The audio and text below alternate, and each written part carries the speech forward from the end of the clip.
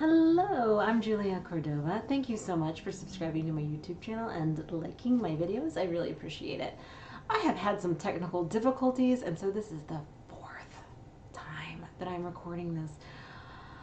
I just had trouble. It was like jerky. I updated the software, and it's like, you know what? I should just not have updated the software because it was a problem. Anyway, I'm going to do a quick market review, talk about some commodities, and then talk about Tesla. All right, ready? I am super ready. Again. All right. Okay. Phew. Let's start off by looking at SPX Weekly Futures. The futures are already going. It's already been over an hour since futures have opened as I'm recording this video.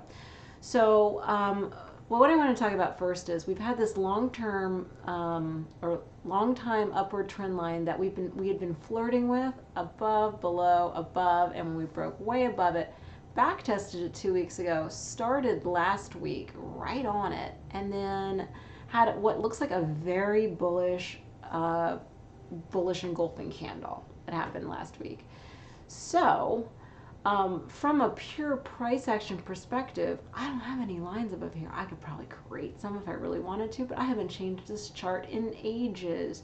So I'm just going to say that from a weekly perspective, unless we get back below 3760, 3759.71 or so, 3760 or so, it looks very bullish from a price perspective. Now, I will say we have ignored some divergence here. Price was higher, RSI was lower. Ignore. Price was higher, RSI was lower. Ignore. And then we had some very minor divergence from a few weeks ago to last week. Are we just going to ignore again? I don't know. Usually the third time is the charm, but really, come on, guys. That's so minor. Although I did, if you've been watching my videos, I'm sure you don't remember this because I wouldn't if I did.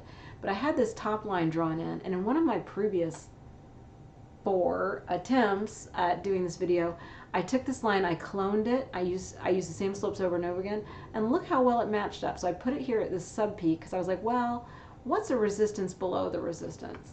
It backed, and then does this line work? And it back tested here, it back tested here. So right now, from an RSI perspective, we are in fact below resistance still. So if I were looking to get long for the first time, I'm not. But if I were, and I might, but if I were, depending on price action this week, I would want to break out above this RSI level. So I'm just gonna put down what this RSI level is just so we have it here from a weekly perspective. I'll make that bigger. It's about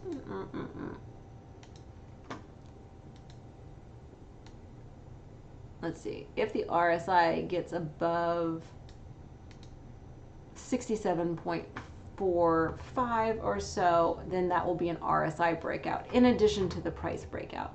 But I would wait for that if you're looking to suddenly get long here. I would wait for that. It won't be too far now if it gets above it. All right, and then we've got some airspace here. We'd have some airspace here. Otherwise, from a bear perspective, would be wise on a weekly perspective. If you're a long-term, I don't know if you swing bearish. I don't know if it's even possible to swing bearish anymore. I tried. It's scalping. It's scalping for the win, and it's tough times. It's like scraps. But anyway, so that's what I see. I see some divergence has been ignored. I see more divergence. I don't know if it'll get ignored or not, but it's just simply does not look bearish. And I will say it is looking curvy here, and you know, but that's impossible to tell. So it's just, we'll have to wait. We'll have to wait and see. These divergences were not ignored before. Okay, like look at that. That was not ignored. These were ignored. So I don't know. I don't know if that just, it's a new paradigm. I don't know. Anyway, let's look at the daily. So from a daily perspective, same thing where we've had some divergence that has just been completely ignored thus far. We did end on a daily hammer candle, which is not my favorite. And so far futures have opened up higher than they were last week, but it just, you know, no real action yet there. So it's not bearish from a daily perspective until it gets back below 37.63 or so. But I would go one step further and say, and I'm just drawing this in for fun, just so you can see. Potentially, if it does get below 37.63 or so, I'd watch this line for support at 37.42 or so. Why? Why, you ask? Because I don't want it to be. But, you know, potentially this could be a shoulder. I'll draw it in. Why not? I'm cutting edge here, bleeding edge. I don't expect it to happen. I'm just saying it's one possibility, okay? Don't get weird. And then, you know, oh, potentially, okay? I'm not saying it's going to happen. I'm just saying if it gets below here, that's a possibility. And then I'd watch this line for support, and that's why. But would have to watch it. Okay. But I'm going to erase, well, I'll leave it on. Why not? I don't care. You can make fun of me later. All right, from a NASDAQ perspective, this is the weekly. And I will say that, and I saw the same thing happening in ES when I was looking back here. Let me show you from a weekly perspective. I didn't draw this in here, but this looks like a giant pennant, doesn't it, that we broke out of pretty perfectly. And if I draw in, I will draw in this trend line because I think it'll be an important slope later. Let me make sure. There we go. Okay. And I can get all.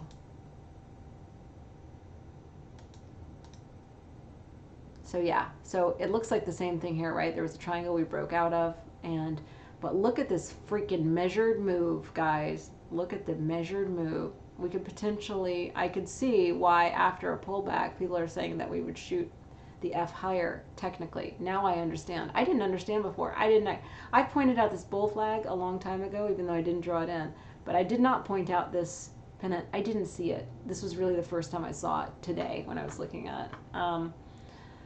So anyway, I'm going to leave that in there because this slope could potentially be important. Because look, all these lines are going up. You know why? It was in an uptrend. It's in an uptrend. Okay, so back to NASDAQ here on the weekly. I did the measured move here of this pole, the pennant from the breakout, and just to mentally prepare myself.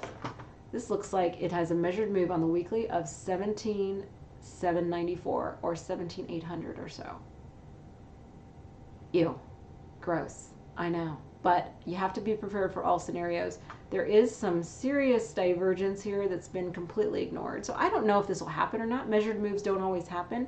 They're just sort of a nice place either to take profit if you're long or to do a counter trend short if you are so inclined. They're usually high probability, at least for a scalp. Let's look at the NASDAQ daily. So from the daily, I don't have the same sort of, I mean, you can sort of, you know, squint your eyeballs and see it, the pennant here from a long-term perspective. But just from a short-term perspective, I see a flagpole, I saw a flag, I saw a breakout last week, and I subtweeted, or somebody asked me, do you think it'll be a double top? And for me, the days look too close together for a double top. Almost never. Whenever you see double tops in any sort of equity or commodity, or anything actually, the double tops tend to be at least a few weeks apart. I don't know why. I mean, there's certainly tweezer tops, whatever, but they're generally not at the same, they don't just double top at the exact same level and then go down. I've never seen that. It's possible that I just haven't seen it. I mean, if you look here, this is what typically happens, and I wouldn't call this a double top, right? These are too close together. This is a lower high and then real, right? And these are the kind of things that that I see. It's not usually two that are kind of close together that are exactly the same, just in general. Anyway, I said no, I think it could actually go to the measured move out of this flag, which is 13,592 or 13,600 or so. I don't know, but that's a possibility. Okay, so now let's look at gold. So, oops, get rid of that. So I took a small short in gold last week when it back tested this breakdown line after it had a false breakout, kind of had a meh bounce. When it bounced again and back tested, and it did almost go to the 1797 line, but didn't quite get there. I didn't take the long there because it didn't hit. I probably would have if it hit, but it didn't so far. So 1870 or so is the giant pivot this week. If it gets back above 1870, that'll start to look bullish again. I am not like, I'm not a one-way trader on this. I'm just taking what I think is a short-term This was pretty high probability, I thought, just because given the length of this candle and this looks like a serious candle. I mean, it could get back above here, but as a bull, I'd watch 1870 or so to potentially add more if you were looking to do that and on a breakout. Or from a bearish perspective, I would watch there and potentially stop out and wait, see what happens, see if this MA causes any resistance or not. But same thing here. This is the 4-hour chart. Same thing. If it gets above 870, slightly different. But then I would start to, be more bullish or stop out of my bear position. And same thing actually even from this hourly chart down here. It's surprising to me. Usually when I put things in different time frames, because this is weekly, 4-hour and 1 hour. Usually when I put things in different time frames, the lines look all wackadoodle. But in this case, this blue line has been like beautiful in all of the time frames. I don't know why. I didn't plan it that way. It's just weird the way it worked out. All right, so let's look at silver. Silver actually looks less bearish to me than gold does so far, just because it broke out of the bull flag type channel. It got back in, but it did close last week slightly above it. So from a price action perspective, not quite as bearish yet. And then it's also still holding support on the RSI line. So for now, I mean, I didn't short silver. Also, I just thought it was lower risk to short gold than it is to short silver because it tends to just move a little bit less. It's a little less erratic. Like if you think of oil versus natural gas, that's like gold versus silver. Like silver can be very erratic to trade, which is fine if you know the general direction, but it's harder to get nuances in terms of scalps because it can misbehave. So now let's look at oil. So oil's just been consolidating these past couple of weeks, hasn't really done much at all. This is the oil weekly, or no, it isn't. Wait, no, yeah, this is futures for oil, and then this is the XOP weekly chart, and you can see, just from a bird's eye perspective, 72.09 or 72 or so is the figure to watch for a major breakout here. As long as 72.09 holds, there's potential to get some more consolidation and fill out here. It certainly exists, but I would get super-duper bullish, even though it, above 72.09 or so, if it gets there and holds. From an RSI perspective, we're looking very bullish there as well. Just needs to get above 72.09 or so and hold it. Otherwise, this could be an ascending triangle, but it could have another dip before it gets back above. I do not know yet. We'll have to see. Okay, now let's look at Natty. I had taken a small long in Natty last week, and I'd been kind of nervous on Friday.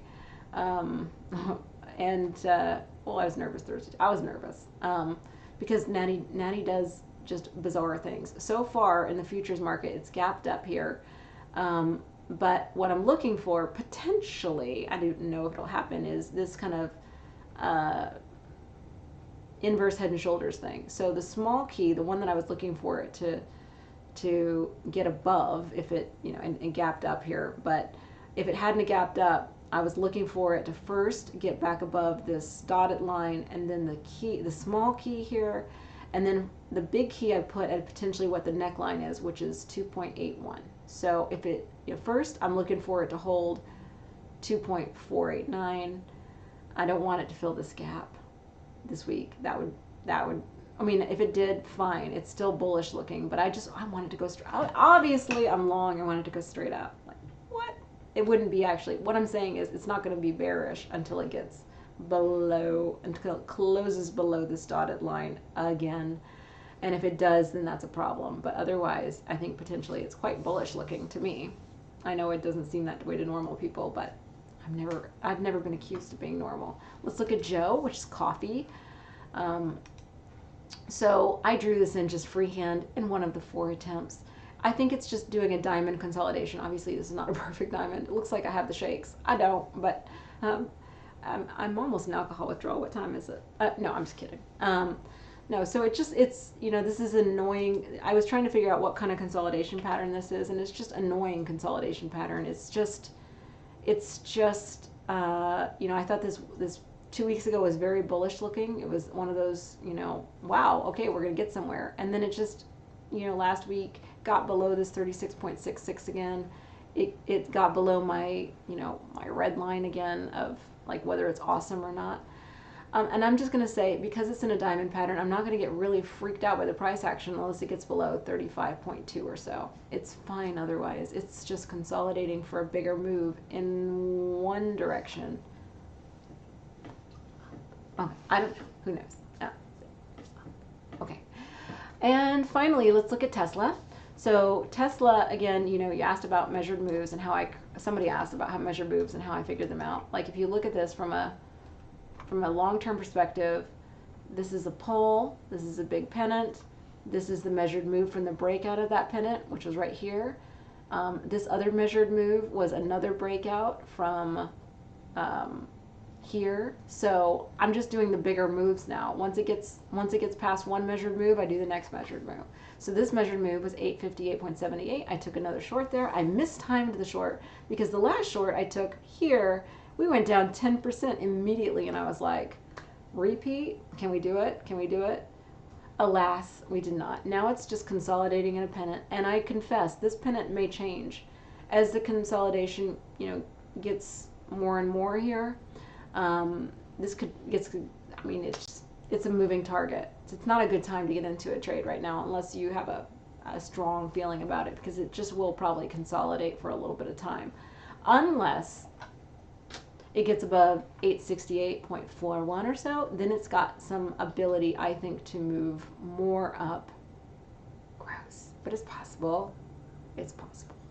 And then otherwise, though, if it breaks down from here, it's got a lot of airspace, at least until this other measured move. It's got some airspace, 653 or so.